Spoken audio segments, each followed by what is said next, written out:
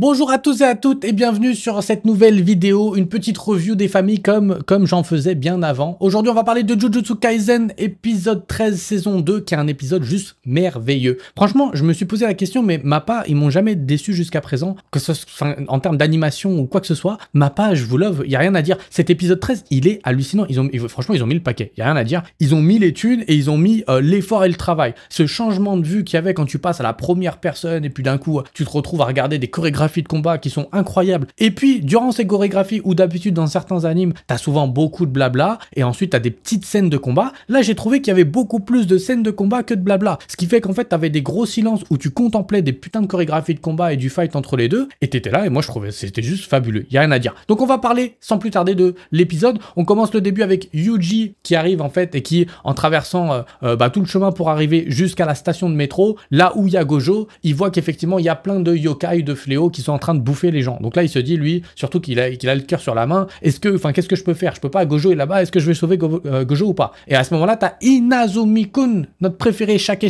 qui arrive et qui va en fait sauver la donne et permettre à Yuji de continuer son chemin. Donc on arrive là au main event, au combat entre Yuji et Chozo. Et en plus la manière dont c'est amené quand Yuji il descend, puis là il y a le regard de Chozo qui va voir Yuji d'un coup et qui va être super énervé, c'était juste incroyable. C'était tellement fluide, je contemplais un chef-d'œuvre. Il n'y a rien à dire, cet épisode il m'a, du début à la fin, j'ai pas lâché. Après tu me diras, Jujutsu Kaisen, du début à la fin, peu importe l'épisode, je lâche pas. C'est vraiment une pépite, vraiment une perle rare cet anime. J'adore.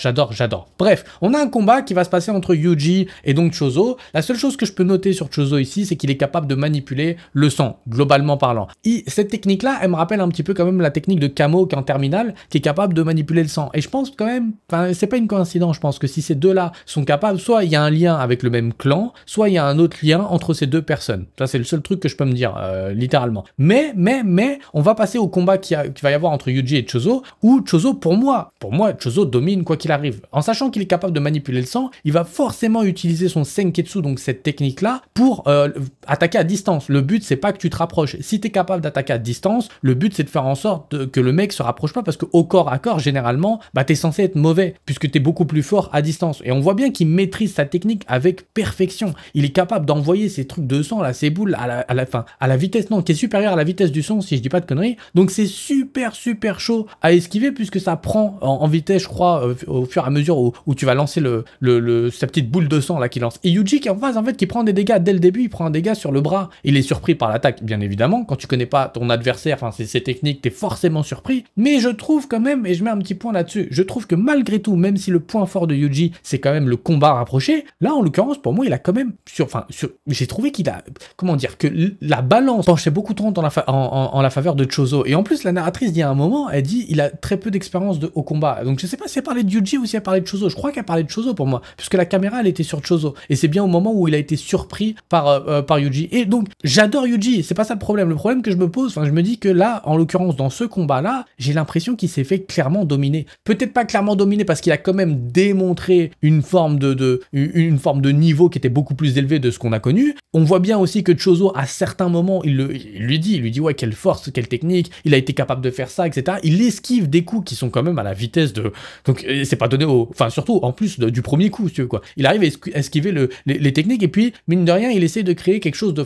une approche un peu smart, quand il se dit, vas-y, je vais essayer de le provoquer, comme ça il va lancer son attaque, et si donc j'ai un coup d'avance sur lui, je vais pouvoir me rapprocher de lui. Et il y arrive. Donc il est vraiment bon au combat. Je trouve juste que malgré avoir été bon, il y avait quand même une différence de niveau qui était beaucoup plus flagrante pour moi. En sachant que Chozo, il y a une raison pour laquelle il attaque Yuji avec autant de hargne et de haine, c'est parce que Yuji et la meuf dont j'ai oublié le nom, fin saison 1, dans les derniers épisodes, après l'épisode 24 ou 25, je sais plus, ils ont tué littéralement ses frères à Chozo. Donc c'est deux frères qui sont morts, et ce qui fait que Yuji, quand il lui dit, au final, ils ont pleuré, mais tu vois bien que dans le regard de Yuji, il est triste avant que le combat commence quand il lui dit ça. Et ça énerve Chozo, ce qui fait que Chozo, il est fois 1000 et il est prêt à en découdre quoi qu'il arrive. Donc je trouve que c'était un combat qui était fabuleux. Je vais pas revenir sur l'animation qui était elle aussi hallucinante, mais ces changements de field of view là, ou de POV, peu importe, où d'un coup t'as la première personne, puis d'un coup t'as la troisième, en plus des chorégraphies de combat, c'était juste une merveille, quoi. Il y a rien à dire. Franchement, cet épisode, il était juste merveilleux. Néanmoins, il y a quand même quelque chose qui se passe sur la fin depuis, après l'apparition de Mekamaru, qui je ne comprends pas, puisque son truc, enfin, Mekamaru, je croyais qu'il était mort.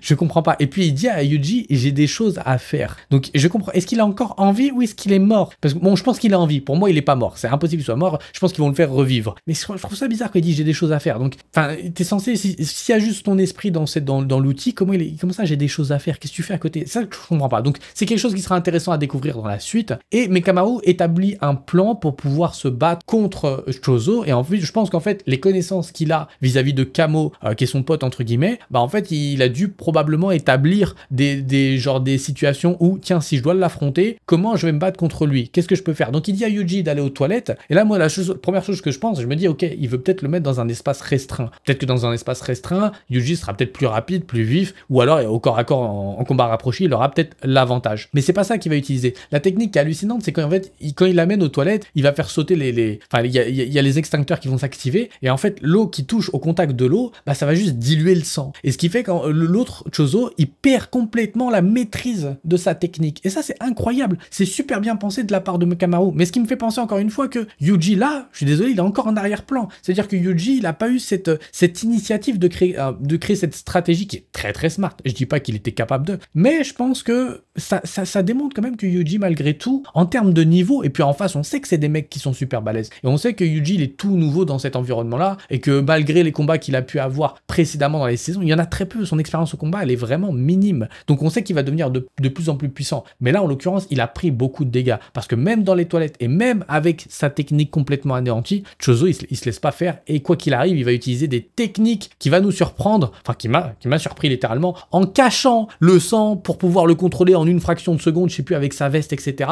Et donc en attaquant Yuji. En plus de ça, il est capable de renforcer, il appelle ça ses écailles rouges, si je dis pas, il renforce le sang donc à l'intérieur de lui, ce qui fait que ça lui fait une sorte d'armure en gros. Et donc les coups de Yuji sont presque amortis, voire inutiles, parce qu'au moment où il pensait avoir donné un coup qui était super important, Yuji s'est fait avoir. Mais c'est là qu'arrive l'intrigue la plus intéressante, mais à la fois la plus étrange. On a l'apparition de Sukuna. Donc moi je me suis dit, ok, Yuji il est down, Yuji il a donné tout ce qu'il pouvait, Sukuna va prendre la relève. Je pense pas que Sukuna veut mourir, donc quoi qu'il arrive, il compte prendre la relève. Mais quand il ouvre les yeux et qu'il dit bien, ouais, la honte de se faire défoncer par un mec de ce niveau-là, à ce moment-là, il se passe quelque chose qui fait que tout de suite, Sukuna en plus réagit en mode, c'est bizarre. Et je me suis dit, ok, la réaction de Chozo en face, c'est qu'il commence à avoir peur parce que à l'intérieur de son cerveau prend naissance un souvenir qu'il a pas, qui pense pas avoir vécu ou dont il se rappelle pas du tout. Donc c'est comme s'il avait oublié un souvenir et d'un coup il y a eu un flash. Je me dis ok, mais il y a quand même des éléments qui sont étranges. Pourquoi maintenant il a un flash en se rapprochant de Yuji? Pourquoi Sukuna, la réaction? Est-ce que la réaction de Sukuna elle est en mode tiens, il va pas le tuer? Parce que j'ai pas l'impression que c'est ça sa réaction. J'ai l'impression que la réaction de Sukuna c'est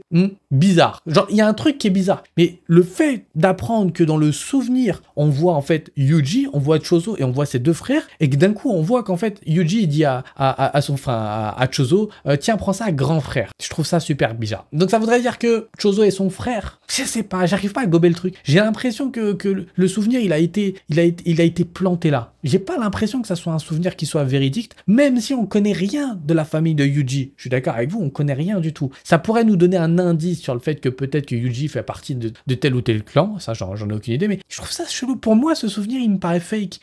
Vu le timing, il aurait très bien pu avoir ce souvenir bien avant. Je crois qu'ils ont eu des contacts quand ils se fightaient. Donc c'est pas comme si en fait le souvenir il s'est activé au moment d'un contact. Non, il est juste apparu comme ça sur une scène de fin. Donc je trouve ça un petit peu bizarre. Mais ça reste une fin super intéressante. Puisqu'au final, il le tue pas, puisqu'il se dit que c'est peut-être son frère. Enfin, il comprend pas ce qui se passe. Lui, dans sa tête, il se dit, mais comment ça se fait que Yuji est dans ce souvenir-là? Qu'est-ce qu'il fout Yuji, quoi? Et c'était super intéressant. Donc on s'arrête là pour justement cet épisode. Et j'ai trouvé ça vraiment fabuleux. Donc de fond en comble, c'est un épisode qui m'a fait vraiment plaisir. Mais encore une fois, Jujutsu Kaisen, c'est vraiment l'un des animes qui remonte, je vais dire l'animation japonaise, au moins le niveau de l'animation japonaise, vis-à-vis des histoires qu'on peut avoir par rapport à d'autres putains d'isekai où tu te réincarnes en bouteille d'eau, là, des trucs de merde. Et là, on a Jujutsu Kaisen qui, d'épisode en épisode, en fait, c'est juste, voilà, des tueries, y a rien à dire. Je me suis pas fait chier, et quand bien même, je suis pas du genre à m'accrocher à des personnages qui sont complètement secondaires, comme Inazumi, ou comme Nanami, etc., juste parce qu'il y a le seiyuu, juste parce qu'il y a je sais pas, il y a cette vibe dans Jujutsu Kaisen qui fait que chaque personnage en fait m'intéresse. Que ça soit un panda ou que ça soit Mekamaru,